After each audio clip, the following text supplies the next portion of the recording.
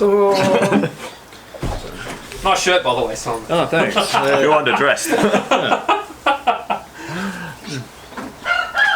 So are we filming?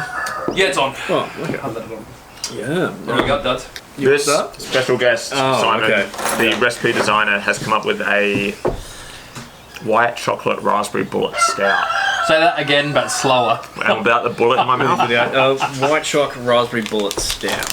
So, the idea was to emulate the candy. Yeah. Very much so. I thought stout would probably be the best type of beer to do that. Generally because I like stout to have a lot of robust flavours in it. I thought it would be best like chocolate stouts, generally thinking along those lines. But And it's obviously on nitro as well. And we got it on nitro as well. Nitro, yeah. So Before we go any further, what makes a white stout a stout? why are you going to ask me that? Because I don't know. Well, it's 'cause- I'm looking at you. well, the Weedy do one as well, so I think you should just direct any questions about white stouts their way. It's pretty much a stout base without using, you normally put like 5% of like roast barley in there to give it all the flavour. Everything else is like your base ale malt. We pretty much made a stout without putting the roast barley in it, so... I think we got onto the idea because, like, thematically, because we want to do the white shock, we might as well do a white stout. Yeah, I love the idea. So that's honestly part of the reason why we didn't use any sort of like real fruit. We used a Yeah. artificial flavour. Because it would have made it all red if we put raspberries in there, so...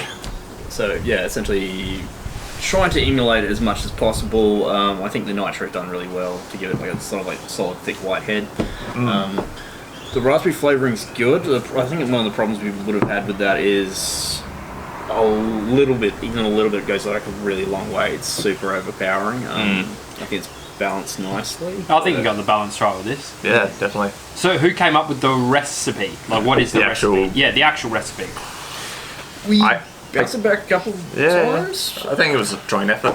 What- In terms of what- like the actual brewing ingredients, it's just Marisota and could have even just been straight Marisota, I reckon. Yeah, right. East Kent Goldings for the hops, and then pretty much most of the magic happened in the secondary, which was when we put in. Well, actually, they had like 500 grams of lactose as well, so there's heaps of lactose coming through. We have vanilla from the beans. So, with the idea to put white chocolate into a beer, white chocolate comes from when you split up the cocoa, part of it becomes sort of like the chocolate nib. The white chocolate actually is created from the fat. Yeah. And you can't really brew with fat. Yeah. So, to try and get the flavours into it, I think white chocolate is mostly, it is like a lot of vanilla flavouring. We didn't end up going with nibs. I thought having chocolate on top of all the flavours might be a bit hard to balance, adding so many flavours to it. But particularly it was vanilla. The lactose is in there particularly for mouthfeel. Unbelievable mouthfeel as well. There. So, because we want to emulate the chocolate.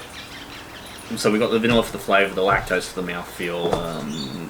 Is there anything else? And just the raspberry extract and the stuff we use. So like, obviously not wanting to go to the fruit and keep it colourless. There's like a little 25 ml vial Yeah. that they reckon goes like 1 ml to 1 litre. Yeah. And so yeah, I think Simon got something on his fingers or something when we were doing the transfer. yeah, and and it's I licked fucking my strong finger stuff. and that was the only thing I could taste the whole afternoon. It was just like overpowering. Yeah. I would not recommend, but How long in secondary with so you put vanilla and the raspberry extract in secondary? Only a couple of days, I reckon, maybe. That was it? 3 or 4 days, because it doesn't really. It's not like the fruit where you need to kind of let it work away and eat away at the skin and all that sort of stuff. It's just pretty much like making cordial, I guess. We just had like this little pot of that vanilla extract and like literally fucking dropping in drops of raspberry extract. And we were saying just before about how raspberry extract doesn't taste like raspberries, but that's also what makes it taste exactly like it's exactly like the bullets. bullet. So, yeah, I guess that's what we get on the fruit side of things. With the lactose, you can probably... I said this with the milkshake IPA as well. Probably bump it up a little bit if you want it like super sweet, but they still get like... It sounds bad if I say artificial, but there's like an artificial like sweetness that comes from the raspberry colouring. That is essentially what we were trying. Yeah, like in terms of the flavour, like... Coming off the nitro, I think the nitro 100% improves it over, because I ended up bumping a whole heap, and nowhere near as good as this. So, Well, I'd love to know, because there's so many conflicting reports on how to properly run a beer on nitro. How did you... I reckon I could still probably do better as well. So what I did with my diffusion stone, so normally that only takes a couple of hours max. Yep. So I reckon I did that for a day, but it was still at like 12 psi, whatever I normally run my keg fridge at. So that probably gave it a little bit, like maybe it would have got to 8 psi's worth. Yeah. And then after that, just pretty much switch the hoses over, and yeah, this was served at 40 psi. on nitrogen. So, yeah.